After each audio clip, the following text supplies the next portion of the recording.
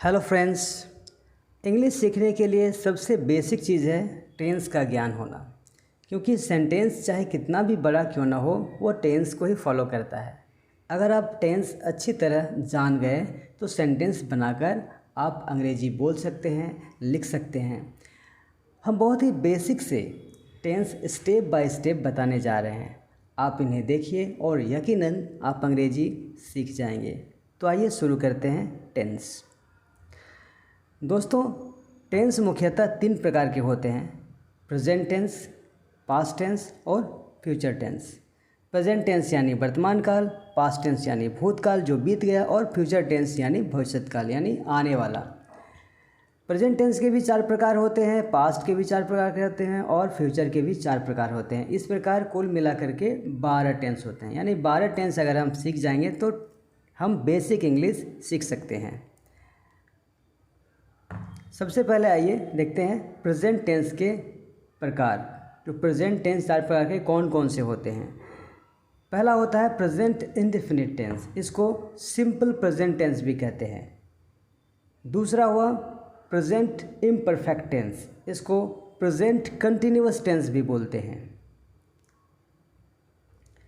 तीसरा है present perfect tense और चौथा प्रेजेंट परफेक्ट कंटिन्यूअस टेंस। इसी प्रकार पास्ट टेंस में भी होता है, पास्ट में भी होता है past indefinite tense, past continuous tense, past perfect tense और past perfect continuous tense. Future tense में भी एक झलक देख लेते हैं कि फ्यूचर टेंस में भी उसी प्रकार है: future indefinite tense, future continuous tense, future perfect tense और फ्यूचर परफेक्ट कंटिन्यूअस टेंस। दोस्तों, सबसे पहले हम शुरुआत करते हैं प्रेजेंट इंडेफिनिट टेंस के बारे में। इसको हम पहचानते कैसे हैं, इस तरह के सेंटेंस को, इसको बनाते कैसे हैं। इस तरह से हम 12 जो टेंसेस अभी हमने पढ़ा उसको एक एक करके सीखेंगे और सेंटेंस उसका स्ट्रक्चर देखेंगे, कैसे हम ट्रांसलेट करते हैं। और एक बार हम सीख गए तो अंग्रेजी आनी शुरू हो गई। सबसे पहले देखिए प्रेजेंट इंडेफिनिट टेंस को हम पहचानते कैसे हैं। जैसे क्रिया के अंत में अगर कोई सेंटेंस है, उसमें क्रिया यानी वर्ब के अंत में ता हूँ, ती हूँ, ते हैं, इस प्रकार से रहे तो सोचिए कि वो प्रेजेंट इंडेफिनिट टेंस है। जैसे एग्जाम्पल लेते हैं, मैं अंग्रेजी पढ़ता हूँ, मैं अंग्रेजी पढ़ता हूँ, मैं अंग्रेजी सीखता हूँ। देखिए यहाँ वर्ब क्या है, सीखना, तो लास्ट में क्या है, ता, यानी सीखता हूँ। तो ता है, ती है, इस तरह का रहे तो सोच लीजिए वो प्रेजेंट इंडेफिनिट टेंस है। इसको बनाते कैसे हैं सेंटेंस। सबसे पहले हम सब्जेक्ट को लिखते हैं, उसके बाद वर्ब को, उसके बाद ऑब्जेक्ट को लिखते हैं। सब्जेक्ट किसको कहते हैं दोस्तों? सब्जेक्ट वो होता है जो काम को करता है। जैसे मैं खाता हूँ तो सब्जेक्ट मैं हुआ, राम जाता है तो सब्जेक्ट राम हुआ।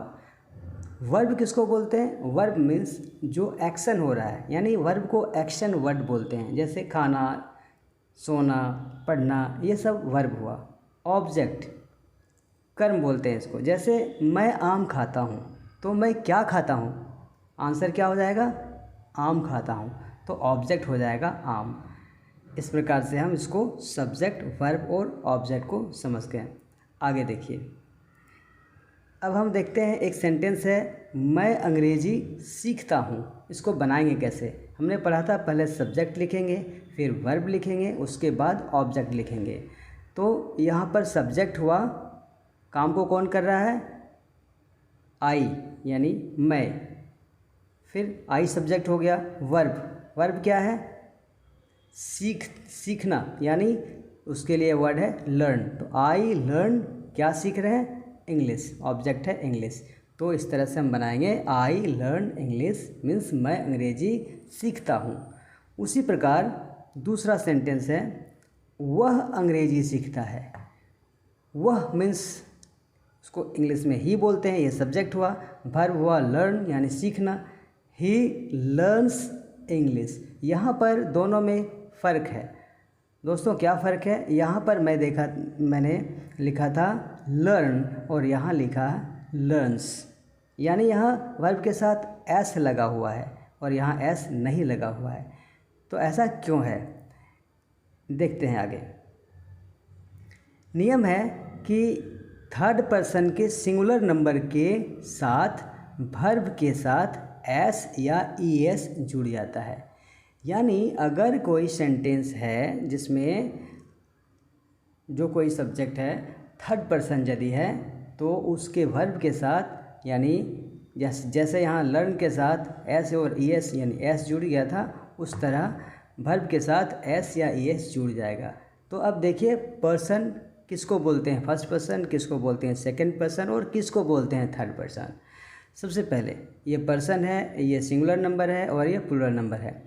पर्सन फर्स्ट पर्सन बोलते हैं आई को, आई मीन्स मैं, और उसी का प्लूरल अगर मेरे साथ और भी लोग रहेंगे तो हम बोलेंगे हम लोग, यानी वी। तो आई जब था अकेला मैं तब वो सिंगुलर नंबर था, लेकिन आई के साथ माने मेरे साथ अगर बहुत सारे लोग आ जाते हैं तो वो प्लूरल हो जाएगा और हो जाएगा हम लोग। उसी प्रकार सेकंड पर्सन यू, तुम, और थर्ड पर्सन भी तुम। ऐसे सेकंड पर्सन तुम होता है और सेकंड पर्सन का प्लूरल नंबर बोलेंगे तो तुम लोग होता है, यानी एक से ज़्यादा आदमी रहेगा तब, लेकिन इंग्लिश में दोनों को यू लिखते हैं। थर्ड पर्सन क्या है, थर्ड पर्सन मीन्स मैं और तुम को छोड़ दो तो बाकी दुनिया सारा जो भी बच गया वो थर्ड पर्सन होता है। जैसे ही, सी, इट या किसी का भी नाम, कोई भी थर्ड पर्सन।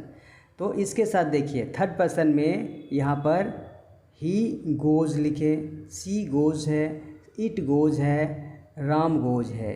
क्योंकि हमने पढ़ा है कि थर्ड पर्सन के सिंगुलर नंबर के साथ हम वर्ब के साथ क्या लगाते हैं, एस या ईएस। दोस्तों हम किसके साथ एस लगाते हैं, किसके साथ ईएस लगाते हैं, इसके बारे में हम अलग से एक वीडियो बनाएंगे जिससे आपको ये क्लियर हो जाएगा। तो ये हमने देखा कि first person I go means मैं जाता हूँ, फर्स्ट पर्सन का सिंगुलर नंबर, फर्स्ट पर्सन का प्लूरल नंबर रहेगा तो वी गो यानी हम लोग जाते हैं। सेकंड पर्सन का singular number you go means तुम जाते हो, और सेकंड पर्सन का प्लूरल नंबर हो जाएगा यू गो यानी तुम लोग जाते हो। इस प्रकार थर्ड पर्सन ही गोज़ वह जाता है, सी गोज़ वह जाती है, इट गोज़ यह जाता है, और राम गोज़ मीन्स राम जाता है। लेकिन थर्ड पर्सन का प्लूरल नंबर यानी ही, कोई वह है, उसके साथ बहुत सारे लोग अगर हैं तो दे हो जाता है, वे लोग, यानी दे गो यानी वे लोग जाते हैं। द बॉयज़ गो यानी लड़का जाता है। इस प्रकार और भी उदाहरण देख लेते हैं और ये क्लियर कर लेते हैं हम सेंटेंस कैसे बनाते हैं, इंग्लिश में कैसे ट्रांसलेट करते हैं। जैसे हम लोग क्रिकेट खेलते हैं, एक चीज़ हमेशा याद रखिएगा, सबसे पहले इसका स्ट्रक्चर कि पहले सब्जेक्ट होता है, फिर वर्ब होता है, उसके बाद ऑब्जेक्ट होता है। तो जैसे हम लोग क्रिकेट खेलते हैं, सब्जेक्ट क्या हो गया हम लोग यानी वी, फिर वर्ब प्ले और ऑब्जेक्ट क्रिकेट यानी वी प्ले क्रिकेट। यही अगर रहेगा राम क्रिकेट खेलता है तो राम क्या हो जाएगा दोस्तों, राम हो जाएगा थर्ड पर्सन का सिंगुलर नंबर, यानी इसके वर्ब के साथ हम लगाएंगे एस या ईएस, तो राम प्लेज क्रिकेट। ये हमेशा ध्यान रखना है कि थर्ड पर्सन का सिंगुलर नंबर के साथ वर्ब के साथ एस या ईएस लगाते हैं, बाकी हमें जो है स्ट्रक्चर एज इट इज़ वही रहता है। आगे देखिए, जैसे मेरा भाई पढ़ता है, मेरा भाई इसमें क्या हो गया, ये सब्जेक्ट हो गया, पढ़ता है रीड्स, क्योंकि मेरा भाई थर्ड पर्सन का सिंगुलर नंबर है इसलिए रीड के साथ एस लग गया। अगला है मेरे भाई लोग पढ़ते हैं, भाई लोग मीन्स एक से ज़्यादा भाई है, तब माई ब्रदर्स लिखेंगे, लेकिन माई ब्रदर्स के साथ देखिए रीड लगा, क्योंकि माई ब्रदर्स है यानी थर्ड पर्सन माई ब्रदर तो है ही ये, लेकिन प्लूरल नंबर है, क्या है प्लूरल नंबर है, इसीलिए हम रीड लगाएं। क्योंकि नियम हमने पढ़ा है कि थर्ड पर्सन के सिंगुलर नंबर के साथ एस या ईएस लगाते हैं वर्ब के साथ।